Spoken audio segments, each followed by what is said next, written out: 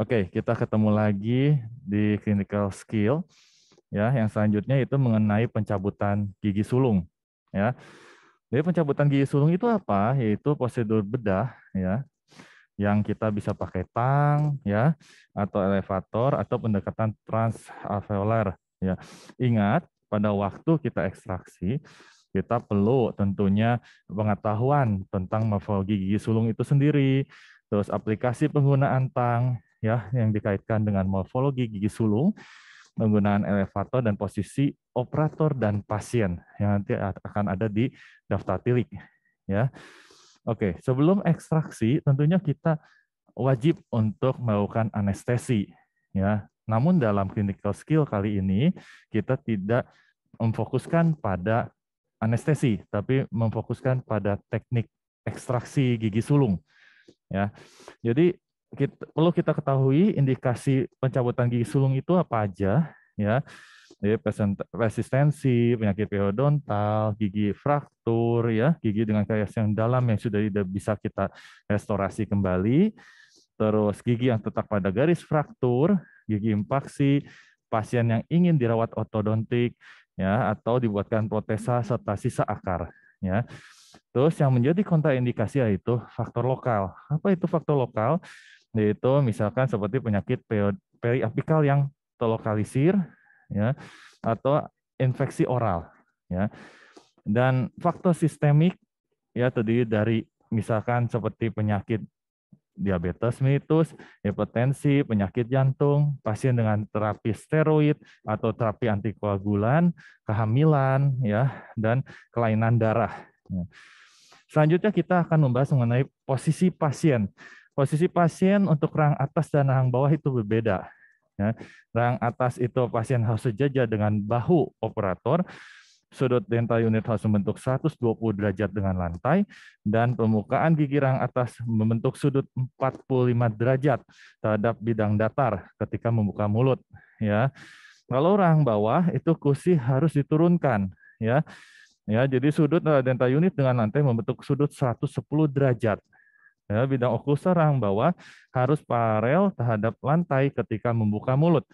Dan mulut pasien setinggi siku operator. Kalau tadi atas sejajar bahu, kalau bawah siku ya, sejajar siku operator. Ya, oke. Kalau posisi operator itu kita berdasarkan arah jam ya. Kalau rang atas biasanya ada di depan kanan pasien atau arah jam 8. Sedangkan rang bawah ya tergantung apakah kiri atau kanan posteriornya. Kalau gigi posterior kanan itu arah jam 10, kalau gigi posterior kiri dan anterior itu di arah jam 8 ya. Oke, kita langsung ke daftar tilik. Jadi pertama yaitu kita lihat persiapan alat dan bahan. Ini kita lihat ya, ini kita periksa kelengkapan alat dasar dan alat ekstraksinya yang akan digunakan. Ada di baki ini ya. Terus memeriksa kebersihan alat yang akan digunakan, kering dan bersih. Lalu persiapan pasien ya, pasang slabber pada pasien, mempersiapkan pasien duduk di dental unit dengan posisi 30 derajat ya, lalu memposisikan mulut pasien setinggi siku sampai bahu operator tergantung dari giginya yang akan diekstraksi, lalu menyalakan lampu pada dental unit. Selanjutnya persiapan operator ya, karena kita dalam pandemik, ingat kita harus cuci tangan seperti itu ya, ya sesuai dengan aturan di masa pandemik. Lalu mencuci dan mengeringkan tangan, menggunakan masker, menggunakan sarung tangan. Oke, kita sekarang ke teknik ekstraksi giginya. Jadi sekarang kita begini ya. Ya, pertama yaitu gigi 64 ya, yang akan diekstraksi yaitu 64 ya, 64. Ya. Jadi posisi operator tadi kalau 64 yaitu ada di depan pasien. Ya, jadi kita harus di depan pasien. Di depan pasien. Ya, depan pasien. Arah jam 8. Oke. Ya. Sekarang kita ke arah ininya ya. Diingat ya. 5, 6. Ya, berarti 6, 4. Ini ya. Oke. Tang ekstraksi untuk gigi molar yang atas dipegang menggunakan tangan kanan, ya. Ini ada tang, ya. Oke, ini ada tang untuk gigi 64, ya. Aplikasikan tang pada gigi 64, ya.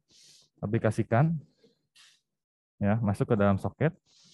Oke, lakukan luksasi ke arah palatal, lakukan luksasi ke arah bukal, ya. Lalu tarik gigi untuk keluar, ya. Oke, ya. Seperti itu ya. Oke ya. Selanjutnya kita ke gigi 6. Tadi 64, sekarang 84 ya. Oke, 84. Ini ya 84 ya. 84 ya. Jadi posisi operator harus ada di belakang ya, karena kita akan mengekstraksi seperti ini. Jadi ada di belakang kanan pasien arah jam 10 ya. Oke. Tang untuk rahang bawah seperti ini.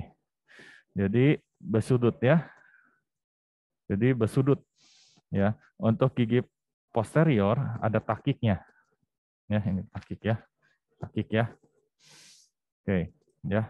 Karena gigi jadi terbuka, tidak menutup paruhnya. Oke. Kita kembali ke giginya. 84 ya. Jadi seperti tadi sama, kita lakukan aplikasikan ya tangnya masuk sebisa mungkin ke dalam soket, lalu lakukan sedikit luksasi ke arah lingual, lalu lakukan luksasi ke arah bukal, ya, dan tarik. Oke, ini ya. Oke. Nah, setelah itu kita contohkan ini dua-duanya ya. Jadi kita pijat, lakukan pijatan pada gingiva di sekitar soket gigi yang tadi telah diekstraksi. Ya. Lalu aplikasikan tampon. Saya contohkan satu aja ya. Oke, yang bawah bawah ya. Aplikasikan tampon yang telah diberikan antiseptik. Ya. Betadin. Oh, betadin ya, oke. Anggap sudah diberikan betadin, lalu digigitkan di sebelah sini ya. Oke. Lalu setelah itu gigitkan, pasien suruh menggigit saja ya. Oke. Berikan instruksi kepada pasien tampon digigit selama 1 jam. Jangan minum air panas dulu, tidak boleh sering meludah dan berkumur. Luka tidak boleh disap-isap, luka jangan dimainkan dengan lidah atau jari. Dan ingat, diminta kontrol 1 minggu. Ya.